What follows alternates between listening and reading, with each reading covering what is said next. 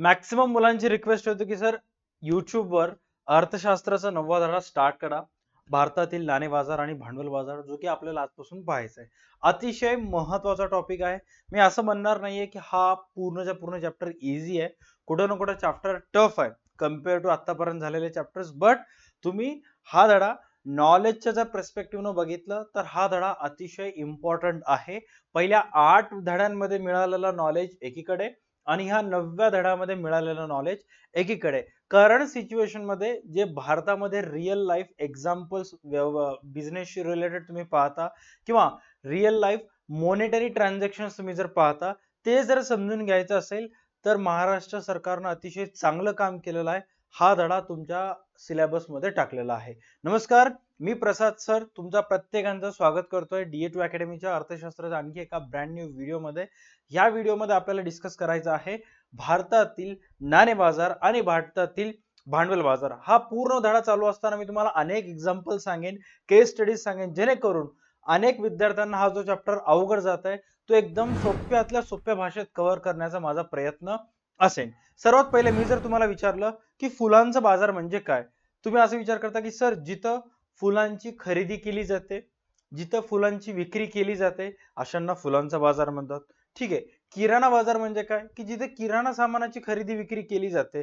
बरं, मासोळ्यांचा बाजार किंवा फिश मार्केट म्हणजे काय, की सर जिथं मछली किंवा फिशचं मासोळ्यांचं खरेदी विक्री केली जाते त्याला मछली मार्केट किंवा फिशचं बाजार असं म्हणतात. तसंच ज्याही ठिकाणी पैशाशी संबंधित व्यवहार होत असतात, जिथं एक जण पैसे घेणारा असतो, दुसरा पैसे देणारा असतो, एकाला पैशाची गरज असते आणि दुसरा ती गरज भागवत असतो, या ज्या ठिकाणी पैशाचा संबंध येत असतो या बाजारालाच नाणे बाजार असं म्हणतात. राईट. आता धडा अभ्यास करत असताना सर्वात पहिले आपण प्रस्तावनेतून एक एक गोष्टी समजून घेण्याचा प्रयत्न करूयात. सर्वात पहिली तर काय सांगण्यात आलेलं आहे, वित्त हा अर्थव्यवस्थेचा कणा आहे. आता ज्या ज्या वेळेस वित्त हा शब्द येईल तर तुम्हाला त्याच्याशी रिलेट करायचं आहे. वित्त म्हणजे काय, पैसा किंवा पैशाशी संबंधित. All right. पॉइंट मध्ये काय सांगण्यात आलेलं आहे चेक करा, की वित्त हा अर्थव्यवस्थेचा कणा आहे.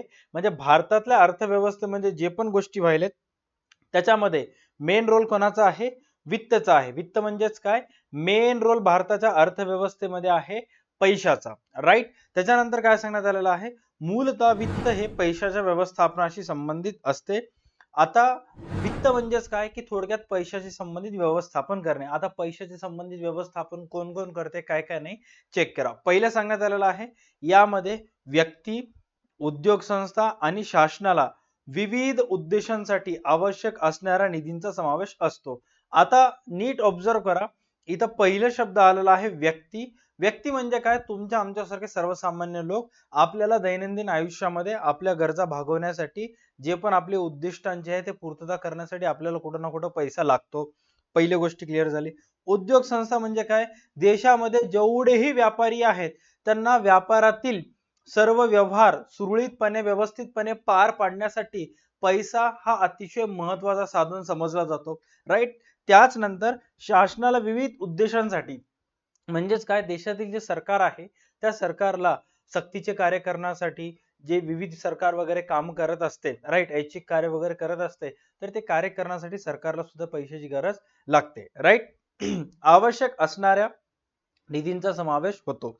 आता या वित्त मध्ये 3 लोकांना लागणाऱ्या वित्तीचा समावेश होतो असं सांगण्यात आलेलं आहे. पैशाचा समावेश होतो. कोण कोण, सर्वात पहिला व्यक्ती म्हणजे तुमच्या आमच्यासारखे लोक, दुसरा आहे उद्योग संस्था आणि तिसरा आहे सरकार. आता नेक्स्ट काय सांगण्यात आलेलं आहे, की वैयक्तिक वित्त. वैयक्तिक वित्त म्हणजे काय, तुमच्या आमच्या लोकांसारखाचा पैसा. औद्योगिक वित्त म्हणजेच काय, औद्योगिक संस्था किंवा व्यापाराजवळ असणारा पैसा. सार्वजनिक वित्त म्हणजे काय, सरकारजवळ असणारा पैसा. असे वित्तांचे वर्गीकरण करता येते. नीट लक्षात घ्या, पैशाचे जे वर्गीकरण करण्यात आलेलं आहे, देशामध्ये जेवढाही पैसा आहे त्याचं वर्गीकरण 3 विभागात करण्यात आलेलं आहे. एक, सर्वसामान्य लोकांजवळ असलेला पैसा किंवा कुटुंब संस्थांजवळ असलेला पैसा. दुसरा, शासनाजवळ असलेला पैसा, सरकारकडे असलेला पैसा. आणि तिसरा, उद्योग संस्थांजवळ असलेला पैसा. या 3 विभागात पैशाचे वर्गीकरण करण्यात आलेलं आहे. आता इथं काय सांगण्यात आलेलं आहे, की हे पैसा म्हणजे काय, हे निधी गतिशील करणे आणि निधीचे वाटप करण्यासाठी देशाची वित्तीय व्यवस्था जबाबदार असते. राईट. आता नीट लक्षात घ्या, तुमच्या जवळ जर पैसा साठवून राहिला, तसंच तुमच्याजवळ आलेले पैसे तुम्ही जशाच तसं घरात जमा करत राहिलात, तर कुठं ना कुठं वित्त हा गतिशील राहणार नाही. म्हणजे जेवढेही देशामध्ये व्यवहार झाले, तुमच्याकडून जोपर्यंत पैसा बाहेर पडणार नाही, तोपर्यंत वित्त व्यवस्था सुरळीतपणे पार पाडणार नाही. त्यामुळे देशातील सरकार जे असते ते कुठं ना कुठं कंटिन्यूअस प्रयत्न करत असते की सर्वसामान्य लोक उपभोग्य वस्तूवर खर्च करतील, देशातील असणारे सर्व उद्योग संस्था असतील ते उत्पादन कार्य करतील, त्याच्यामुळे पैसा खेळता राहील आणि शासन सुद्धा विकास कामे करत राहील. म्हणजे देशामध्ये जे वित्त व्यवस्था आहे ते कधी व्यवस्थित असते, प्रत्येक जण पैसा खर्च करत राहिला की मग देशाची अर्थव्यवस्था सुरळीत चालते. प्रत्येक जण आपल्या आपल्या जवळ आलेला पैसा जर साठवून ठेवला, मार्केटमध्ये आणलाच नाही, तर देशामध्ये महागाई वाढते, देशामध्ये आर्थिक टंचाई निर्माण होते, ज्याला मंदी सुद्धा म्हणतात. त्यामुळे देशातील अर्थव्यवस्था सुरळीत ठेवायचा असेल तर पैसा हा काय करणे आवश्यक आहे, निधी गतिशील करणे आवश्यक आहे. नीट शब्द लक्षात घ्या, निधी गतिशील म्हणजेच काय, पैसा हा खेळता असला पाहिजे. जर तुमच्याजवळ आलेले पैसे खर्च झाले नाहीत तर समजायचे देश धोक्यामध्ये आहे, उलट आहे. Okay, done. आता इथं काय सांगण्यात आलेलं आहे, याच्यासाठी जबाबदार कोण असते, देशातील वित्तीय व्यवस्था, देशातील फायनान्शियल मॅनेजमेंट असते. राईट, हे याच्यासाठी जबाबदार असते. पुढे काय सांगण्यात आलेलं आहे, वित्त व्यवस्था देशाच्या, नीट लक्ष द्या, वित्त व्यवस्था देशाच्या आर्थिक विकासासाठी आवश्यक असलेल्या संपत्तीच्या निर्मितीस मदत करते. भारतातील वित्त प्रणालीमध्ये वित्तीय संस्था, वित्तीय बाजारपेठ, वित्तीय साधने आणि वित्तीय सेवा यांचा समावेश होतो. आता तुमच्यापैकी मॅक्सिमम जणांना तर कळालं असेल की पैसा खेळता राहिलाच तरच अर्थव्यवस्था सुरळीत राहते, अदरवाईज नाही. आता हे पैसा खेळत ठेवण्याची जबाबदारी कोणाची असते, हे पैसा खेळत ठेवण्याची जबाबदारी असे देशातील वित्तीय व्यवस्थांची असते. आता या वित्तीय व्यवस्थामध्ये कोण कोण येतात ते आपल्याला पाहायचं आहे. बट त्याच्या अगोदर इथं काय सांगण्यात आलेलं आहे की देशामध्ये जर आर्थिक विकास व्हायचा असेल, आर्थिक विकास होणे म्हणजेच काय, की तुमच्या उत्पन्नात वाढ होणे, जे उद्योग संस्था उद्योग करायलेत त्यांच्या उत्पादनातून किंवा उत्पादित झालेल्या वस्तूची विक्री करून त्यांना जास्तीत जास्त नफा मिळणे, त्याचबरोबर शासन विकासात्मक कार्यांवर जास्तीत जास्त भर देऊन देशाचा विकास करणे, हे असे जेव्हा गोष्टी व्हायला लागतात तेव्हा देशाचा आर्थिक विकास कुठं ना कुठं होत असतो. राईट. आता इथं काय सांगण्यात आलेलं आहे, थोडक्यात जर पहिल्या पूर्ण पॉइंटचं जर थोडक्यामध्ये कन्क्लुजन काढायचं असेल तर पहिल्या पूर्ण पॉइंट मध्ये सांगण्यात आलेलं आहे की देशांमध्ये 3 लोकांजवळ पैसा आहे, सर्वसामान्य लोक, उद्योग संस्था आणि शासन. राईट. आणि हे जर तिन्हीच्या तिन्ही घटक सतत कंटिन्यूअस पैसा खर्च करत राहिले तर मग देशाच्या मध्ये अर्थव्यवस्था आहे ते कुठं ना कुठं चांगल्या मार्गावर असते, कुठं ना कुठं अर्थव्यवस्थेचा काय होत असतो, विकास होत असतो. आता जर विकास करायचा असेल तर ते देशाच्या वित्तीय व्यवस्थापन त्यासाठी जबाबदार असतो, जर विकास करायचा असेल तर. आता या वित्तीय व्यवस्थापनामध्ये कोणत्या कोणत्या गोष्टी येतात ते चेक करा. त्याच्यामध्ये सांगण्यात आलेलं आहे भारतातील वित्तीय प्रणाली. आता हा अतिशय महत्वाचा पॉइंट आहे, भारतातील वित्तीय प्रणाली हा तुम्हाला समजून घेणं खूप इम्पॉर्टंट आहे. सोप्या भाषेत समजून सांगतो, वित्तीय संस्था, वित्तीय बाजारपेठ, वित्तीय साधने आणि वित्तीय सेवा. आता पैशाशी संबंधित संस्था म्हणजेच काय, वित्तीय संस्थांमध्ये येतात देशातील सर्व बँक्स वगैरे येतात, सोप्या भाषेत सांगायचं असेल तर फायनान्स वगैरे येतात की जिथून तुम्ही पैसे प्राप्त करू शकता. राईट. त्याच्यानंतर वित्तीय बाजारपेठ म्हणजेच काय, वित्तीय बाजारपेठ म्हणजे जिथं पैशाच्या स्वरूपात तुम्हाला कोणते ना कोणता एक आर्थिक घटक दिला जातो, जसं की पैशाच्या बदल्यात शेअर खरेदी करणे, पैशाच्या बदल्यात बॉन्ड्स खरेदी करणे, पैशाच्या बदल्यात रोखे, डेरिव्हेटिव्ह वगैरे घेणे, हे सगळे येतात वित्तीय बाजारपेठामध्ये येतात. मी एकदम सोप्या भाषेमध्ये तुम्हाला सांगण्याचा प्रयत्न करालो. तिसरा आहे वित्तीय साधने आणि वित्तीय सेवा. हे आपल्याला अपकमिंग टॉपिक मध्ये हळूहळू डिस्कस करायचे आहेत. वित्तीय साधने म्हणजे काय आणि वित्तीय सेवा म्हणजे काय हे सुद्धा आपल्याला पाहायचे आहेत. हे 4 घटक देशातील वित्तीय व्यवस्था किंवा विदेशातील वित्तीय व्यवस्थापनाच्या प्रगतीसाठी जबाबदार असतात. आता सर्वात पहिले समजून घ्या की वित्तीय बाजारपेठेचा अर्थ काय, की पैशाशी संबंधित जी बाजारपेठ आहे त्याचा अर्थ काय सांगण्यात आलेला आहे, चेक करा. हे जे दोन गोष्टी मी इथं मुद्दा म्हणजे स्किप करायला त्याचा अर्थ या व्हिडिओच्या शेवटच्या पार्ट मध्ये सांगेन. असं नाही की मी तुम्हाला बाम दिलो की नंतर सांगतो म्हणजे सांगणारच नाही, असं नाही. व्हिडिओच्या शेवटच्या पार्ट मध्ये सांगतो. आता जस्ट कन्फ्युजन क्रिएट करत नाही. ओके, कारण नंतर मग मुलं म्हणतात की सर हे तर त्याच्यामध्ये येते, तुम्ही असं का सांगितलं, त्यामुळं होल्ड ऑन. आता वित्तीय बाजारपेठेचा अर्थ व्यवस्थित चेक करा. वित्तीय बाजारपेठेचा अर्थ काय सांगण्यात आलेला आहे. वित्तीय बाजारपेठेत रोखे, रोखे म्हणजे काय, बॉन्ड्स, भाग म्हणजे शेअर्स, व्युत्पन्न, डेरिव्हेटिव्ह, सरकारी रोखे, विदेशी चलन इत्यादी सारख्या आर्थिक मालमत्तांची खरेदी केली जाते. आता वित्तीय बाजारपेठ म्हणजेच काय की पैशाशी संबंधित बाजारपेठ. आता तुम्ही जर एका दुकानात जाऊन एक वही पुस्तक खरेदी केलं, ते सुद्धा एक वित्तीय बाजारपेठेचाच भाग आहे.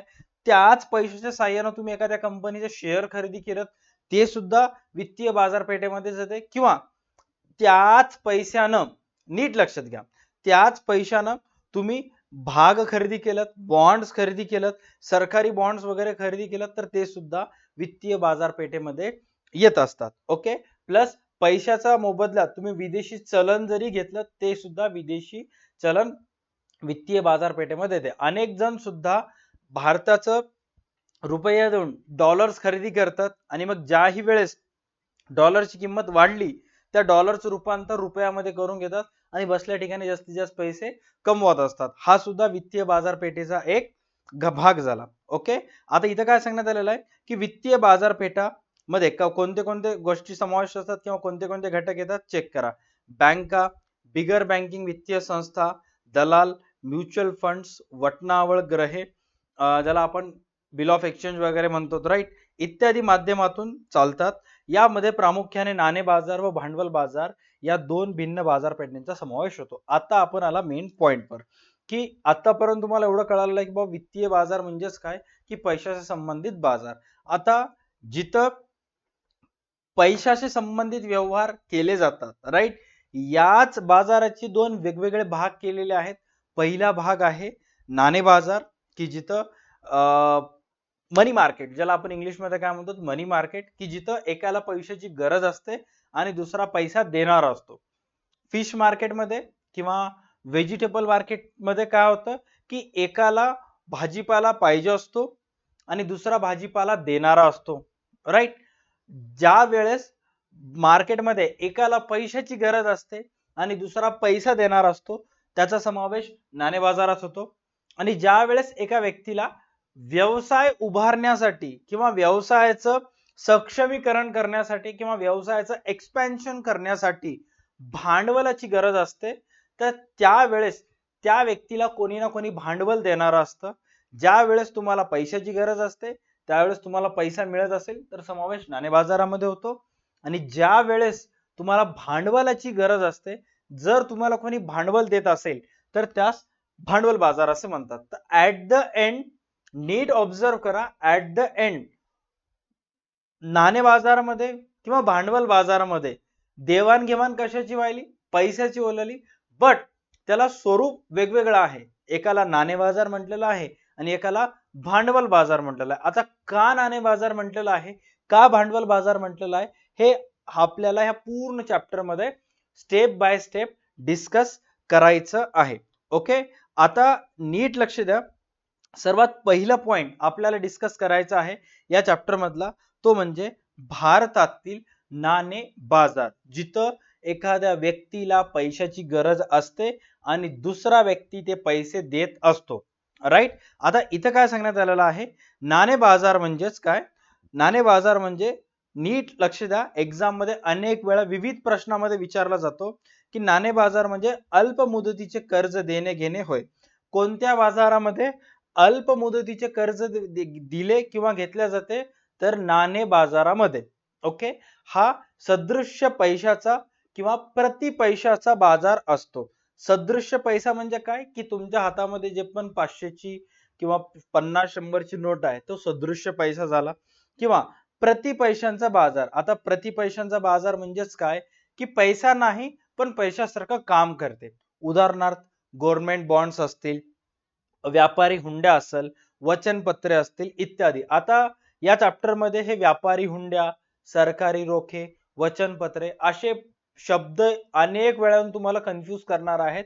बट ते कन्फ्यूज करण्याच्या अगोदर मी स्वतःहून तुम्हाला त्याचा अर्थ सांगून टाकतो की बाबा एक्झॅक्ट व्यापारी हुंडी म्हणजे काय, सरकारी रोखे म्हणजे काय, वचनपत्रे म्हणजे काय इत्यादीचा समावेश होतो. ओके. नाणे बाजार म्हणजे काय, की जिथं एका वर्षापेक्षा कमी किंवा अल्प मुदतीचे कर्ज दिले किंवा घेतले जाते. ओके. आता जर तुम्हाला एका वर्षासाठी बँकेकडून जर कर्ज घ्यायचं असेल तर तुम्ही येता नाणे बाजारमध्ये, कारण एका वर्षासाठी तुम्ही बँकेकडून कर्ज घ्यायलात. कर्ज कसं घेऊ शकता, सदृश्य पैशाच्या साह्याने तुम्ही ते कर्ज घेऊ शकता. म्हणजेच ते कशामध्ये येतील, भारतातील नाणे बाजारामध्ये येतात. आता याच्यामध्ये कोणते कोणते येतात, नंबर फर्स्ट व्यापारी हुंडी, सरकारी रोखे, वचनपत्रे. वचनपत्रेला इंग्लिश मध्ये म्हणतात प्रॉमिसरी नोट. आता नीट लक्ष द्या की हे व्यापारी हुंडी, सरकारी रोखे, वचनपत्रे एक्झॅक्ट काय आहेत काय नाही हे आपल्याला ह्या लेक्चर मध्ये मी तुम्हाला फटाफट क्लिअर सांगेन. ओके. इथं काय सांगण्यात आलेलं आहे चेक करा. अशी साधने अत्यंत तरल, तरल म्हणजेच काय, लिक्विडिटी. ओके. ज्या गोष्टीचं रूपांतर तुम्ही पैशामध्ये इझिली करू शकता त्याला तरल साधने किंवा तरल संपत्ती असं म्हणतात. कमी जोखमीची किंवा 1 वर्ष किंवा त्यापेक्षा कमी मुदतीची परिपक्वता असणारी व सहज विक्री योग्य असतात. ऑलराईट. आता इथं चेक कराल तर तुमच्या पुस्तकात काही पॉइंट सांगण्यात आलेले आहेत, जसे की रोखे मध्ये सांगलेलं आहे बॉन्ड्स, समहक्क भाग असं सांगलेलं आहे. हे स्टेप बाय स्टेप आपण डिस्कस करूयात. ओके. सर्वात पहिले चेक करा रोखे, बॉन्ड्स असं काय सांगण्यात आलेलं आहे. आता दोन गोष्टी एकसारखी आहेत बट कुठं ना कुठं कन्फ्युज करतात. आता रोखे आणि बॉन्ड्स इथं काय सांगण्यात आलेलं आहे, दीर्घकालीन निधीचे साधन आहे. आणि इथं जर चेक कराल सरकारी रोखेमध्ये, तर हा सरकारी रोखे म्हणजे परिपक्वता कालावधीत परतफेड. परिपक्वता कालावधीत परतफेड म्हणजेच काय, की 1 वर्षाच्या आत याची परतफेड केली जाते. आता उदाहरणार्थ गव्हर्नमेंट बॉन्ड्स कशा स्वरूपाचे असतात, सर्वात पहिले स्क्रीनवर चेक करा म्हणजे सर्व गोष्टी तुमचे क्लिअर होतील. Alright. Give me just 1 minute of time. मी 1 मिनिटाचा तुम्हाला शो करतो. आता इथे जर चेक कराल तर तुम्हाला स्क्रीनवर काही बॉन्ड पेपर्स दिसतील. ओके. जेव्हाही सरकारला पैशाची गरज असते, आता हे the government of Bihar, Bihar सरकारचं एक बॉन्ड पेपर इथे तुम्हाला स्क्रीनवर दिसत असेल. ओके. जेव्हाही सरकारला पैशाची गरज असते तर सरकार अशा प्रकारचे बॉन्ड्स इश्यू करत असते. राईट. आता ह्या बॉन्डची जर किंमत बघितलात तर एक 100 रुपये अशी या बॉन्डची किंमत आहे. आणि हा बॉन्डची जर डेट बघितलात तर डेट दिलेला आहे 21/7/1959, म्हणजे खूप जुना बॉन्ड आहे. बट त्यावेळेस 100 रुपयाला किंमत होती. आजचे जर बॉन्ड्स बघितलात तर त्या बॉन्डची किंमत 1 लाख 2 लाख असते. त्या बॉन्डचा फायदा काय, की जेव्हाही सरकारला दीर्घ कालावधीसाठी पैशाची वगैरे आवश्यकता असते तर सरकार काय करते, अशा पद्धतीचे बॉन्ड्स विकायला काढते. आता सपोज तुमच्याजवळ हा बॉन्ड आहे, गव्हर्नमेंटनं हा बॉन्डची किंमत असं अज्युम करा की या बॉन्डची किंमत 2 लाख रुपये आहे. ओके. गव्हर्नमेंटनं पैशाची गरज आहे त्यामुळे गव्हर्नमेंटनं काय केलं, बॉन्ड्स विकायला काढलं. आणि तुमच्या जवळ पैसा होता जो की तुम्हाला इन्व्हेस्ट करायचा होता, त्यामुळे तुम्ही काय केलं की तुम्ही गव्हर्नमेंटला 2 लाख रुपये दिलेत आणि गव्हर्नमेंट कडून असा समजून घ्या की हा बॉन्ड आहे. राईट. हा बॉन्ड तुम्ही गव्हर्नमेंट कडून खरेदी केलं. राईट. आता तुमचे जे 2 लाख रुपये आहेत ते गव्हर्नमेंट जवळ गेले आणि त्याचा प्रूफ म्हणून गव्हर्नमेंटने तुम्हाला हा बॉन्ड पेपर्स दिला. राईट. ज्याला गव्हर्नमेंट बॉन्ड्स म्हणतो. बॉन्ड पेपर वेगळं आणि गव्हर्नमेंट बॉन्ड्स वेगळं. ओके. हा दोन्ही वेगवेगळे घटक आहेत. बॉन्ड पेपरवर वचन वगैरे देऊन जे की सरकारी पुरावा म्हणून लिहिलेलं जातं. ओके. बॉन्ड्स जे की तुम्ही 2 लाख रुपये सरकारला दिलेत आणि सरकारनं तुम्हाला 2 लाख रुपयाचा बॉन्ड्स दिलेला आहे. आता ते 2 लाख रुपये 5 वर्षासाठी गव्हर्नमेंट जवळ जातील आणि मग 5 वर्षानंतर त्या बॉन्डची किंमत 2.5 लाख पण होऊ शकते, 3 लाख पण होऊ शकते, 5 लाख पण होऊ शकते. राईट. जसं जसं जसं तुमच्याकडून घेतलेल्या कामामुळे सरकार तुमच्याकडून जे पैसे घेतले होते आणि त्या पैशामुळे सरकार जे पण विकासात्मक कार्य केलं त्याच्यामुळे सरकारच्या उत्पन्नामध्ये वाढ झालेला असेल तर मग तुमच्या 2 लाखच्या बॉन्डची किंमत 5 लाख पण होऊ शकते, 4 लाख पण होऊ शकते. आणि 5 वर्षानंतर जेव्हा तुम्ही गव्हर्नमेंट जवळ जाताल की बाबा माझ्याजवळ 5 वर्ष अगोदरच तुमच्याकडून घेतलेला बॉन्ड आहे, आज त्याची किंमत 5 लाख रुपये आहे, तर मग गव्हर्नमेंट काय करेल, तुमच्याकडून ते बॉन्ड घेईल आणि गव्हर्नमेंट तुम्हाला 5 लाख रुपये देतील. राईट. तर आता ह्याला म्हणतात बॉन्ड्स. आता हे जे बॉन्ड्स आहेत हे जर समजा गव्हर्नमेंटने तुमच्याकडून पैसे दीर्घ कालावधीसाठी घेतले 5 वर्ष 6 वर्ष तर त्याला रोखे किंवा बॉन्ड्स असे म्हणतात. समजा तेच जर पैसे 1 वर्षापेक्षा कमी कालावधीचे असतील तर त्याला सरकारी रोखे गव्हर्नमेंट सिक्युरिटीज असं म्हणतात. अनेक वेळा सरकारला जेव्हा 1 वर्षासाठीचा पैसा पाहिजे असतो कोणत्याही राज्यातला गव्हर्नमेंटला, जसं आता तुम्ही गव्हर्नमेंट ऑफ बिहारचा बॉन्ड बघितला होता, तसं महाराष्ट्रातल्या गव्हर्नमेंटला जर पैसा पाहिजे असेल तर महाराष्ट्रातली गव्हर्नमेंट सुद्धा 1 वर्षासाठी पैसे पाहिजे असेल तर अशा पद्धतीचे गव्हर्नमेंट सिक्युरिटीज जे गव्हर्नमेंट आहे ते इश्यूड करते. समजा आता आज दिनांक आहे 1/1/2025 आणि आज महाराष्ट्र बोर्डानं गव्हर्नमेंट सिक्युरिटीज इश्यू केली आणि या सिक्युरिटीची इश्यूची किंमत आहे 1 लाख रुपये आणि या 1 लाख रुपयाची सिक्युरिटी गव्हर्नमेंटनं 90,000ला दिली. म्हणजे गव्हर्नमेंटनं मला गव्हर्नमेंट सिक्युरिटीजचा बॉन्ड म्हणून 1 लाख रुपये मी गव्हर्नमेंटला बॉन्ड मला द्यायली आणि त्याच्या बदल्यात मला गव्हर्नमेंटला फक्त 90,000 द्यायचे. म्हणजे समजायला मी काय म्हणालो की गव्हर्नमेंट ऑफ महाराष्ट्र मला 1 लाख रुपयाची गव्हर्नमेंट सिक्युरिटीज द्यायली 1 लाख रुपयाची आणि याच्या बदल्यात माझ्याकडून किती रुपये घ्यायली 90,000 रुपये. ओके, ह्या बॉन्डची किंमत किती आहे एक्झॅक्टली असं समजणार नाही, असं समजेल. राईट, आता ह्या बॉन्डची किंमत अज्युम करा हा 1963चा 5 रुपयाचा बॉन्ड आहे. त्यावेळेस 5 रुपयाला सुद्धा किंमत होती. ओके, तर आता असं अज्युम करा की महाराष्ट्र गव्हर्नमेंटनं मला 1 लाख रुपयाचं गव्हर्नमेंट सिक्युरिटीजचा हा बॉन्ड द्यायला आहे. ओके, बट माझ्याकडून बदल्यात त्यांनी किती घ्यायलेत 90,000 घ्यायलेत आणि 1 वर्षानंतर मी हे बॉन्ड त्यांना देणार आणि त्याच्या बदल्यात ते मला काय करतील 1 लाख रुपये देतील. म्हणजे सुरुवातीला 1/1/2025ला मी 90,000 दिले होते आणि इन रिटर्न मध्ये त्यांनी मला किती लाख रुपये द्यायलेत 1 लाख रुपये द्यायलेत. म्हणजे माझा फायदा किती हजार रुपयाचा झाला 10,000 रुपयाचा एका वर्षात मला फायदा मिळाला. राईट, अशा प्रकारे रोखे आणि गव्हर्नमेंट बॉन्ड्स हे वर्क करत असतात. राईट, आय होप हे दोन गोष्टी क्लिअर झाल्या असतील. त्याच्यानंतर आहे समभाग भांडवल किंवा समहक्क भाग ज्याला आपण म्हणू इक्विटी शेअर्स. आता शेअर्सच्या स्वरूपात सुद्धा तुम्ही पैशातील व्यवहार करू शकता. सपोज TCS कंपनी आहे, TCS कंपनीचे समजा तुम्ही 10% शेअर्स खरेदी केला. राईट, तर ओव्हरऑल कंपनीला जेवढाही फायदा होईल त्याचा 10% हिस्सा कंपनी काय करेल तुम्हाला देईल किंवा कंपनीचे ओव्हरऑल प्रॉफिट मध्ये 10% मार्जिन कोणाचा असेल तुमचा असेल. शेअरच्या स्वरूपात सुद्धा पैसे तुम्ही गुंतवू शकता किंवा शेअरच्या स्वरूपात सुद्धा पैशाशी रिलेटेड व्यवहार होऊ शकतात. आता डेरिव्हेटिव्ह हा कुठं ना कुठं अनेक मुलांना कन्फ्यूज करणारा पार्ट असतो, बट मी सोप्या भाषेत सांगेन. सपोज तुम्ही एका कंपनीमध्ये शेअर्स गुंतवलात, शेअर्स मध्ये पैसे गुंतवलात आणि तुम्हालाही माहित आहे भागांवर किंवा कर्ज रोख्यांवर परतावा म्हणून जे कंपनी असतात ते काय देत असतात, ते देत असतात लाभांश. म्हणजे तुम्ही गुंतवलेल्या पैशावर जर तुम्हाला फायदा होत असेल तर त्या फायद्याला म्हणतात डेरिव्हेटिव्ह. ओके, तुम्ही जर बँकेमध्ये पैसे गुंतवणूक केलात आणि त्या फिक्स डिपॉझिटवर तुम्हाला लाभांश इंटरेस्ट मिळत असेल, व्याज मिळत असेल मुदत ठेवीवर, तर त्या व्याजाला डेरिव्हेटिव्ह म्हणत असतात.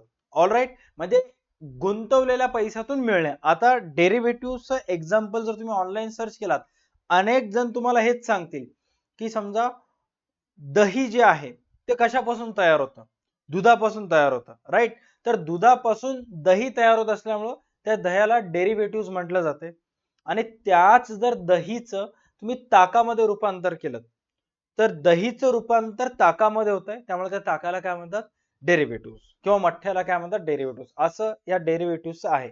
आता कुठं कुठं पैसे गुंतवल्यामुळे तुम्हाला फायदा व्हायलाय चेक करा. सर्वात पहिला व्युत्पन्न म्हणजे वित्तीय प्रतिभूतींच्या संदर्भाने एखाद्या मूलभूत मालमत्तेचे किंवा किंमत, रोखे भाग, चलन, व्याजदर, वस्तू इत्यादींपासून मिळणं होय. समजा एवढ्या गोष्टींमधून तुम्ही पैसे गुंतवून जर काही फायदा वगैरे अर्न करत असाल तर त्याला डेरिव्हेटिव्ह म्हटल्या जाते. त्याच्यानंतर आहे व्यापारी बिले. व्यापारी बिले म्हणजेच काय, अनेक वेळा तुमच्या व्यवसायात उधारीवर वस्तूंची वगैरे खरेदी विक्री केली जाते. राईट, आणि त्यावेळेस जे बिल तुमच्या जवळ असतात त्या बिलाच्या मोबदल्यात तुम्हाला पैसे न बाकी असतात. तुमच्या जर दुकानात कोणी आलं ओळखीचं माणूस 50,000ची वस्तू उधारीवर घेऊन गेलं तर तुमच्या जवळ त्याचं प्रूफ असते. राईट, ते बिल, तर त्या बिलाच्या बदल्यात जे पैसे येणं बाकी असतात त्यालाच म्हणतात trade bills. Bill of exchange जर कॉमर्स वाले स्टुडंट असतील, बिल ऑफ एक्सचेंज झाला असेल तर इझिली कळून जाईल. त्याच्यानंतर आहे वचनपत्र, प्रॉमिसरी नोट. प्रॉमिसरी नोट म्हणजेच काय, की तुमच्याकडून कोणी ना कोणी, तुमचा मित्र असेल, फॅमिली मेंबर्स असतील, कोणीही असेल, त्याला पैशाची गरज असेल तर तो पैसे घेऊन जातो तुमच्याकडून, बट तुम्ही त्याच्याकडून प्रॉमिसरी नोट लिहून घेता की तुला 10 लाख पाहिजे. सपोज तुमचं कोणी मित्र आहे राम नावाचं, जे की तुमच्याजवळ आलं आणि तुम्हाला म्हणत असेल की भाई मला एक 5 लाख रुपये दे. तर तुम्ही म्हणलात की राम मी तुला 5 लाख रुपये देतो, काहीच प्रॉब्लेम नाही, बट माझी एक अट आहे. काय अट आहे? की राम मी तुला 5 लाख रुपये देईन, बट मी तुझ्याकडून कागद वगैरे लिहून घेईन, वचन चिठ्ठी, प्रॉमिसरी नोट लिहून घेईन की तू माझ्याकडून 5 लाख घेतला होतास आणि मी वचन दे मला की 3 महिन्याच्या ते 5 लाख परत करशील.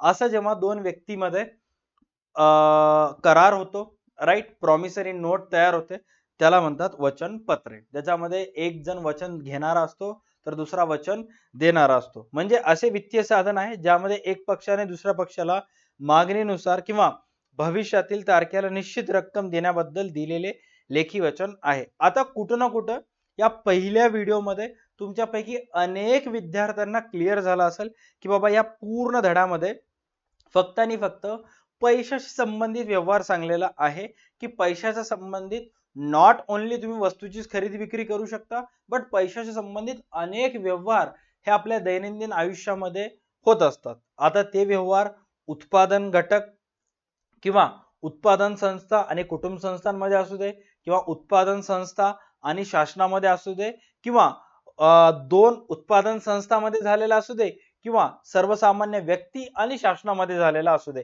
म्हणजे पैशाशी संबंधित अनेक व्यवहार या दैनंदिन आयुष्यामध्ये आपण करत असतो. तर हे पूर्ण गोष्टी आपल्याला या चॅप्टर मध्ये डिस्कस करायचं आहेत. आता ओव्हरऑल आजच्या चॅप्टर मध्ये जर काय काय झालं आपण बघायचं, जर ऑब्झर्व केलं पूर्ण व्हिडिओ मध्ये, तर सर्वात पहिले आपण 3 गोष्टी डिस्कस केल्या की वित्त हा अर्थव्यवस्थेचा कणा आहे.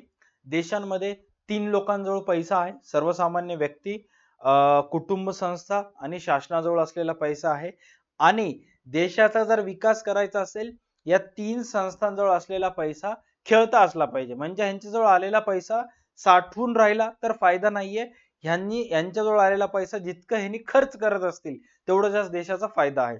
आणि देशाची जे वितरण प्रणाली आहे, भारताची वितरण प्रणाली, हे वित्तीय संस्था, वित्तीय बाजारपेठ, वित्तीय साधने आणि वित्तीय सेवा ह्या 4 याच्यांमध्ये विभागलेली आहे.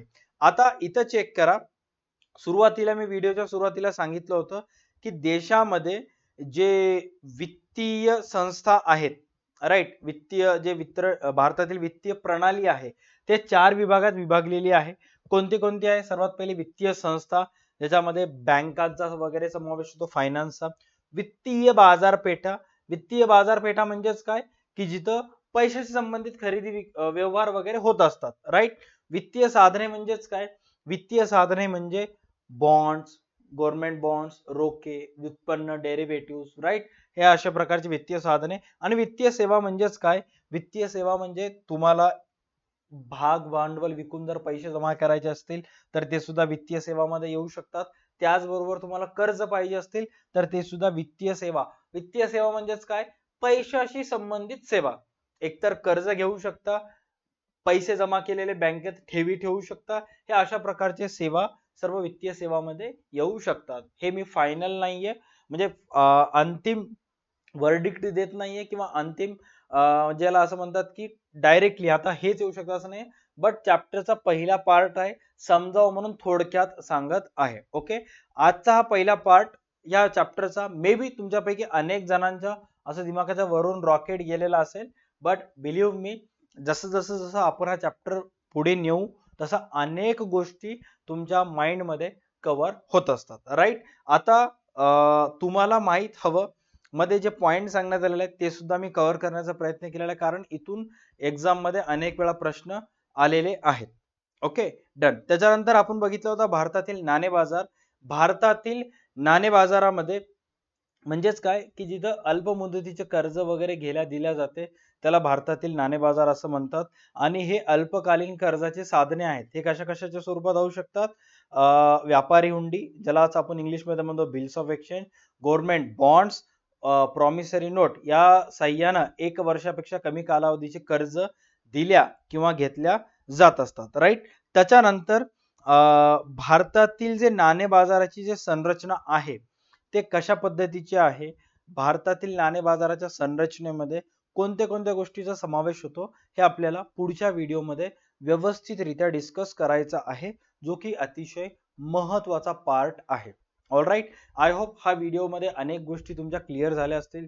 झाले जरी नसतील तरी बिग बुल बॅच मध्ये आपण नक्की ते कव्हर करू. बेस्ट ऑफ लक. भेटूयात नेक्स्ट व्हिडिओमध्ये.